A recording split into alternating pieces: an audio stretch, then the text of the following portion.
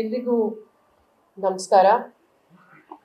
ವೇದಿಕೆ ಮೇಲೆ ಆಸೀನರಾಗಿರುವ ನಮ್ಮ ರಾಷ್ಟ್ರೀಯ ಮಹಿಳಾ ಅಧ್ಯಕ್ಷರಾದಂಥ ಅಲ್ಕಾ ಲಾಂಬಾ ಮೇಡಮ್ ಅವರಿಗೆ ನಾನು ಧನ್ಯವಾದ ಹೇಳಬೇಕು ಅಂತ ಬಯಸ್ತೀನಿ.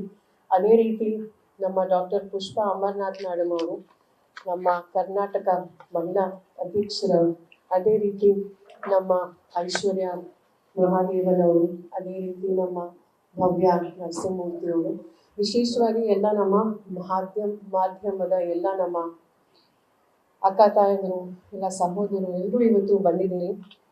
ನಾನು ವಿಷಯ ಏನು ಅಂತ ಎಲ್ರಿಗೂ ಗೊತ್ತಿದೆ. ನಮ್ಮ ಕರ್ನಾಟಕದಲ್ಲಿ ಈ ಒಂದು ಪರಿಸ್ಥಿತಿ ಬರುತ್ತೆ ಅಂತ ನಾವು ಯಾರೂ ಈ ರೀತಿ ಒಂದು ದಿವಸ ಈ ಪರಿಸ್ಥಿತಿ ಬರುತ್ತೆ, ಈ ರೀತಿ ಒಂದು ಈ ಸಮಸ್ಯೆ ಬರುತ್ತೆ ಅಂತ ನಾವು ಯಾರೂ ಊಹೆ ಮಾಡಿರಲಿಲ್ಲ.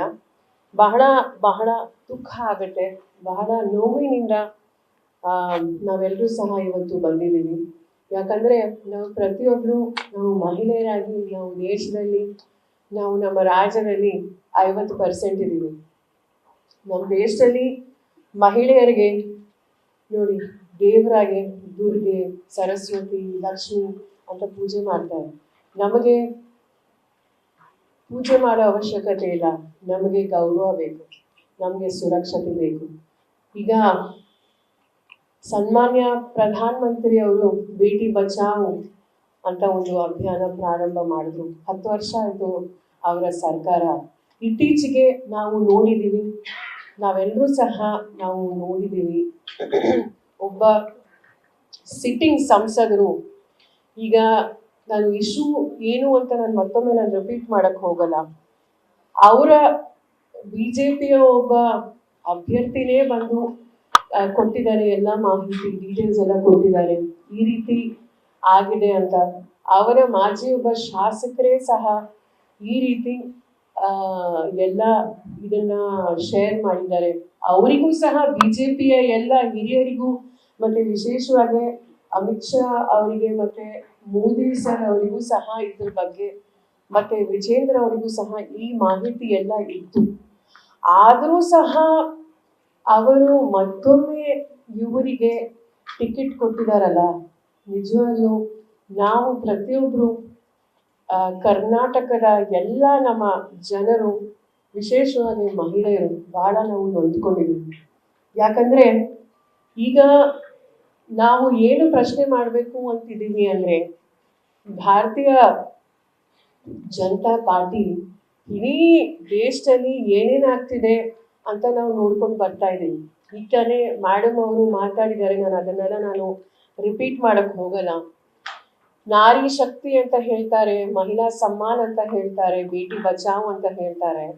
ಈ ಸಾವಿರಾರು ಜನ ಮಹಿಳೆಯರು, ಸಾವಿರಾರು ಜನ ಕನ್ನಡಿಗರು, ಕನ್ನಡತಿಯರು ನಮ್ಮ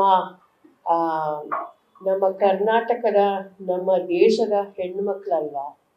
ಅವರಿಗೆ ನಿಜವಾಗ್ಲೂ ಅವ್ರು ಏನ್ ಪಾಪ ಮಾಡಿದ್ರು ಅಂತ ನಿಜವಾಗ್ಲೂ ಈ ರೀತಿ ಸಮಸ್ಯೆ ಆದರೂ ಸಹ ಶಿಕ್ಷೆ ತಗೊಂಡಿಲ್ಲ. ಇದೇ ಒಬ್ಬ ವ್ಯಕ್ತಿಗೆ ನೀವು ಮತ್ತೊಮ್ಮೆ ಟಿಕೆಟ್ ಕೊಟ್ಟಿದ್ದೀರಲ್ಲ, ನಿಜವಾಗ್ಲೂ ನೀವು ಮಹಿಳೆಯರ ಬಗ್ಗೆ ಈ ಭಾರತೀಯ ಜನತಾ ಪಾರ್ಟಿ ಎಷ್ಟು ಕಾಳಜಿ ಇದೆ ಅಂತ ಎಲ್ರಿಗೂ ತೋರಿಸ್ತಾ ಇದೆ. ನೋಡಿ, ಮೋದಿ ಕಿ ಪರಿವಾರ್ ಅಂತ ಹೇಳ್ತಾರಲ್ಲ, ಈ ಅಲಯನ್ಸು ನಾವೆಲ್ಲರೂ ಅದೇ ಪ್ರಶ್ನೆ ಕೇಳ್ತಾ ಇರೋದು. ಈಗ ಹಿಂದೆ ಏನೇನಾಯ್ತು ನಾನು ಅದರ ಬಗ್ಗೆ ಮತ್ತೊಮ್ಮೆ ಕೇಳಕ್ ಹೋಗಲ್ಲ. ಉನ್ನಾವ್ ಕತುವಾ ಇರ್ಬೋದು, ಮಣಿಪುರಲ್ಲಿ ಆಗಿರ್ಬೋದು, ಆಮೇಲೆ ನೋಡಿ ಮಹಿಳೆಯರ ಮೇಲೆ ಏನಾದರೂ ಈ ರೀತಿ ಲೈಂಗಿಕ ಅತ್ಯಾಚಾರ ಆದರೆ, ಕಿರುಕುಳ ಆದರೆ ನಾವು ಯಾವತ್ತೂ ಸಹ ಒಟ್ಟಿಗೆ ಬಂದು ಅದನ್ನ ಖಂಡಿಸ್ಬೇಕು. ನೋಡಿ, ನಮ್ಮ ದೇಶದಲ್ಲೂ ನಿರ್ಭಯ ಏನಾಯ್ತು ಅಂತ ನಾವು ನೋಡಿದ್ವಿ. ಆಗ ನಾವು ಮುಖ್ಯಮಂತ್ರಿ ಆಗಿದ್ದು ಅಂದ್ರೆ ನಮ್ಮ ಶೀಲಾ ದೀಕ್ಷಿತ್ ಮೇಡಮ್ ಅವರು. ಯಾಕಂದ್ರೆ ಮಹಿಳೆಯರ ಮೇಲೆ ಏನಾದರೂ ಈ ರೀತಿ ಘಟನೆಗಳಾದ್ರೆ ನಾವೆಲ್ಲರೂ ಒಟ್ಟಿಗೆ ಬಂದು ಖಂಡಿಸ್ಬೇಕು. ಆದ್ರೆ ಈಗ ನೋಡಿ, ಈ ವಿಡಿಯೋಗಳನ್ನ ಪಾಪ ಸಾವಿರಾರು ಜನ ಮಹಿಳೆಯರು ಅವರ ಮುಖ ಸಹ ಇದು ಮಾಡಿದಿರ, ಅವ್ರ ಪಕ್ಷದ ಒಬ್ಬ ಮಾಜಿ ಶಾಸಕರೇ ಇದನ್ನ ರಿಲೀಸ್ ಮಾಡಿದಾರಲ್ಲ, ಈ ಮಹಿಳೆ ನಿಜವಾಗ್ಲೂ ಅವ್ರಿಗೆ ಒಬ್ಬ ಮಹಿಳೆ ಆತ್ಮಹತ್ಯೆ ಮಾಡಕ್ ಹೋಗಿದ್ದಾಳೆ. ನಿಜವಾಗ್ಲೂ ದಯವಿಟ್ಟು ಈ ರೀತಿ ರಾಜಕೀಯ ಮಾಡಕ್ ಹೋಗ್ಬಾರ್ದು. ನಾನು ವಿಶೇಷವಾಗಿ ಎಲ್ಲ ಭಾರತೀಯ ಜನತಾ ಪಾರ್ಟಿಯ ಎಲ್ಲ ಮುಖಂಡರು ಇರ್ಬೋದು, ಆಮೇಲೆ ಯಾರ್ಯಾರು ವೋಟು ಹಾಕಬೇಕು ಅಂತಿದಾರಲ್ಲ, ನಾನು ಏನ್ ಕೇಳಬೇಕು ಅಂತಿದ್ದೀನಿ ಅಂದ್ರೆ, ಈ ಮಹಿಳೆಯರೆಲ್ಲ ನಿಜವಾಗ್ಲೂ ಒಬ್ರಲ್ಲ ಇಬ್ರಲ್ಲ ಸಾವಿರಾರು ಜನ ಮಹಿಳೆಯರು ನಿಜವಾಗ್ಲೂ ಬಹಳ ದುಃಖ ಆಗತ್ತೆ. ಯಾಕಂದ್ರೆ ಅವರು ಕೆಲಸ ಕೇಳ್ಕೊಂಡು ಪಾಪ ಬಡವರು ಅವ್ರ ಮನೆಗೆ ಬಂದಿದ್ರು. ಕೆಲವರು ZP ಮೆಂಬರ್ ಆಗಿರ್ಬೋದು, ಕೆಲವರು ಪೊಲೀಸ್ ಅವರು, ಹಿರಿಯ ನಾಗರಿಕರು, ಕೆಲವರು ಮಹಿಳೆಯರು. ಇದ್ರ ಬಗ್ಗೆ ಮಾತಾಡಕ್ಕೆ ನಾನು ನಿಜವಾಗ್ಲೂ ಬಹಳ ಬೇಸರ ಆಗ್ತಾ ಇದೆ. ಯಾಕಂದ್ರೆ ಯಾವತ್ತು ಮಹಿಳೆಯರಿಗೆ ಈ ರೀತಿ ಪರಿಸ್ಥಿತಿ ಬರಬಾರ್ದು. ಸಹಾಯ ಕೇಳಕ್ಕೆ ಮಹಿಳೆ ಒಬ್ಬ ಬಂದಿದ್ದಾರೆ ಅಂದ್ರೆ ಒಬ್ಬ ಜನಪ್ರತಿನಿಧಿಗೆ ಈ ರೀತಿ ಅದನ್ನ ಅವ್ರ ಮೇಲೆ ಇದು ಮಾಡಿದ್ದಾರೆ ಅಂದ್ರೆ, ಲೈಂಗಿಕವಾಗಿ ಅವ್ರ ಮೇಲೆ ಕಿರುಕುಳ ಕೊಟ್ಟಿದ್ದಾರೆ, ರೇಪ್. ಅದಕ್ಕೆ ನಾವು ಪ್ರತಿಯೊಬ್ರು, ನಾನು ಎಲ್ರಿಗೂ ಏನ್ ಕೇಳಕ್ ಬಯಸ್ತೀನಿ ಅಂದ್ರೆ, ಇಲ್ಲಿ ರಾಜ್ಯಾಧ್ಯಕ್ಷರು BJP ಅವರು ವಿಜೇಂದ್ರ ಅವರು ಇದ್ರ ಬಗ್ಗೆ ಏನ್ ಹೇಳ್ತಾರೆ? ನಿಮ್ಮನೇಲಿ ಹೆಣ್ಮಕ್ಳಿಲ್ವಾ? ಶೋಭಾ ಅಕ್ಕ ಅವ್ರು ಇದ್ರ ಬಗ್ಗೆ ಏನಂತ ಹೇಳ್ತಾರೆ?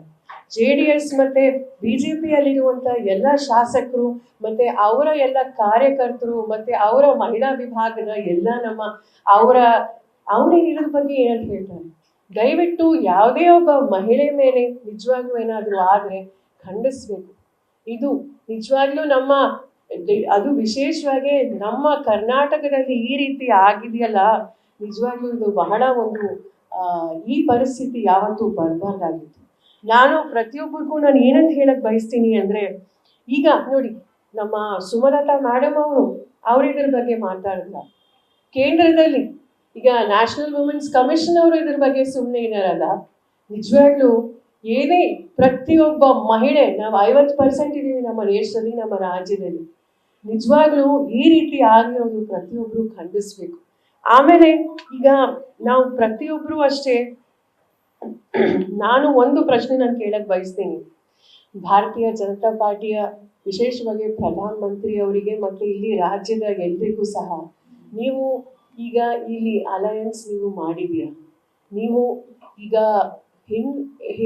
ಕಳೆದ ವರ್ಷ ಜೂನಲ್ಲೇ ಈ ವ್ಯಕ್ತಿ ಹೋಗಿ ಒಂದು ಇಂಜೆಕ್ಷನ್ ತಗೊಂಡು ಬಂದಿದ್ದಾರೆ. ಇವ್ರದೇ ಪಕ್ಷದ ಎಲ್ಲ ಮುಖಂಡರು ಸಹ ಹೋಗಿ ಹೇಳಿದ್ದಾರೆ ಟಿಕೆಟ್ ಕೊಡಬೇಡಿ ಅಂತ. ಆದ್ರೂ ಸಹ ಈ ವ್ಯಕ್ತಿಗೆ ನೀವು ಟಿಕೆಟ್ ಕೊಟ್ಟು ಈ ರೀತಿ ಚುನಾವಣೆ ಕಳಿಸಿದಿರಲ್ಲ, ನಿಮಗೆ ನಿಜವಾಗ್ಲೂ ನಮ್ಮ ಕರ್ನಾಟಕದ ಅಲ್ಲ, ಎಲ್ಲ ಇಡೀ ದೇಶದ ಮಹಿಳೆಯರು ಮತ್ತೆ ಎಲ್ಲ ನಮ್ಮ ಪ್ರತಿಯೊಬ್ಬ ನಾಗರಿಕರು ನಿಮಗೆ ಚೀಮಾರಿ ಹಾಕ್ತಿದ್ದಾರೆ. ನಾವಿದನ್ನ ಖಂಡಿಸ್ತೀವಿ. ನಾವು ಕಾಂಗ್ರೆಸ್ ಪಕ್ಷದಿಂದ, ನಾನು ಒಬ್ಬ ಮಹಿಳೆಯಾಗಿ ನಾನು ಏನು ಹೇಳಕ್ ಬಯಸ್ತೀನಿ ಅಂದ್ರೆ, ಪ್ರತಿಯೊಬ್ಬ ಯಾರ್ಯಾರು ವಿಕ್ಟಿಮ್ಸ್ ಇದ್ದಾರೆ ದಯವಿಟ್ಟು ಮುಂದೆ ಬನ್ನಿ. ನಿಮಗೆ ನ್ಯಾಯ ಸಿಗುವವರೆಗೂ ನಾವು ನಿಮ್ಮ ಜೊತೆಗಿದ್ದೀವಿ. ಮುಂದೆ ನೋಡಿ, ನಮ್ಮ ದೇಶದಲ್ಲಾಗಿರ್ಬೋದು, ನಮ್ಮ ರಾಜ್ಯದಲ್ಲಾಗಿರ್ಬೋದು, ನಮ್ಮ ನಗರಗಳೇ ಆಗಿರ್ಬೋದು, ಮಹಿಳೆಯರಿಗೆ ಮೊದಲನೇದಾಗಿ ಸುರಕ್ಷತೆ ಇರಬೇಕು. ಹಾಗಾಗಿ ಈಗ ಮುಂದೆ ನಾವು ಪ್ರತಿಯೊಬ್ಬರಿಗೂ ನಾವು ಏನಂತ ಹೇಳಕ್ ಬಯಸ್ತೀವಿ ಅಂದ್ರೆ, ದಯವಿಟ್ಟು ಇಂಥವ್ರನ್ನ ದಯವಿಟ್ಟು ಸಪೋರ್ಟ್ ಮಾಡಬೇಡಿ. ಮುಂದೆ ನಮ್ಮ ದೇಶದಲ್ಲಿ ಮಹಿಳೆಯರು ಸ್ವಾವಲಂಬಿಗಳಾಗಿ ತಮ್ಮ ಕಾಲ ಮೇಲೆ ನಿಂತ್ಕೊಂಡು ಹೊರಗಡೆ ಹೋಗಿ ಕೆಲಸ ಮಾಡಬೇಕು ಅಂತ ನಾವು ಪ್ರತಿಯೊಬ್ರು ಒಳ್ಳೆ ವಿದ್ಯಾಭ್ಯಾಸ ಸಿಗಬೇಕು, ಒಳ್ಳೆ ಕೆಲ್ಸಕ್ಕೆ ಹೋಗ್ಬೇಕು ಅಂತ ಈ ರೀತಿ ಇದೆ. ಆದ್ರೆ ಈ ರೀತಿ ಘಟನೆಗಳು ಹೋದಾಗ ನಾವು ಇದೇ ಘಟನೆ ಎಲ್ಲ 10 ವರ್ಷದಿಂದ ನಾವು ನೋಡ್ಕೊಂಡು ಬರ್ತಾ ಇದ್ದೀವಿ. ನಿಜವಾಗ್ಲೂ 20, 30, 50 ವರ್ಷ ಹಿಂದೆ ಹೋಗಿದೆ ನಮ್ಮ ದೇಶ ಈ BJP ಬಂದ್ಮೇಲೆ. ಹಾಗಾಗಿ ನಾನು ಪ್ರತಿಯೊಬ್ಬರಿಗೂ ಏನಂತ ಮನವಿ ಮಾಡ್ತೀನಿ ಅಂದ್ರೆ, ದಯವಿಟ್ಟು ಪ್ರತಿಯೊಬ್ಬರು ಅಷ್ಟೇ ನಿಮಗೊಂದು ದೊಡ್ಡ ಜವಾಬ್ದಾರಿ ಇದೆ. ಯಾಕಂದ್ರೆ ನೀವು ಈಗ ಯಾರಿಗೆ ಹೋಗಿ ಈಗ ಮತ ಹಾಕ್ತಿರೋ ಅವರು ನಮ್ಮ ಅಕ್ಕ ತಾಯಂದ್ರಿಗೆ, ವಿಶೇಷವಾಗಿ ಎಲ್ಲ ನಮ್ಮ ಸಹೋದರಿಗೆ ನಾನು ಕೈ ಜೋಡಿಸಿ ಮನವಿ ಮಾಡ್ತೀನಿ. ದಯವಿಟ್ಟು ಇದು ನಮ್ಮ ಮಹಿಳೆಯರ ಗೌರವದ ಪ್ರಶ್ನೆ. ದಯವಿಟ್ಟು ಇದನ್ನ ಖಂಡಿಸಿ ನಾವು ನಮ್ಮ ರಾಜ್ಯ ಸರ್ಕಾರದಿಂದ ಏನೇನು ಮಾಡಬೇಕು ಅದೆಲ್ಲ ನಾವು ಮಾಡ್ತಾ ಇದ್ದೀವಿ.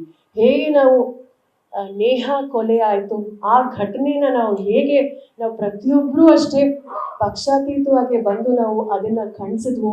ಇದನ್ನೂ ಸಹ ನಾವು ಖಂಡಿಸ್ಬೇಕು. ಇಂಥವ್ರನ್ನ ದಯವಿಟ್ಟು ಸಪೋರ್ಟ್ ಮಾಡಬೇಡಿ ಅಂತ ನಾನು ಪ್ರತಿಯೊಬ್ಬರಿಗೂ ಮನವಿ ಮಾಡ್ತೀನಿ. ಮತ್ತೊಮ್ಮೆ ಧನ್ಯವಾದಗಳು. ನ್ಯೂಸ್ ಫಸ್ಟ್ ನಿರ್ಭೀತಿಯಿಂದ ನಿಮ್ಮ ಪರವಾಗಿ.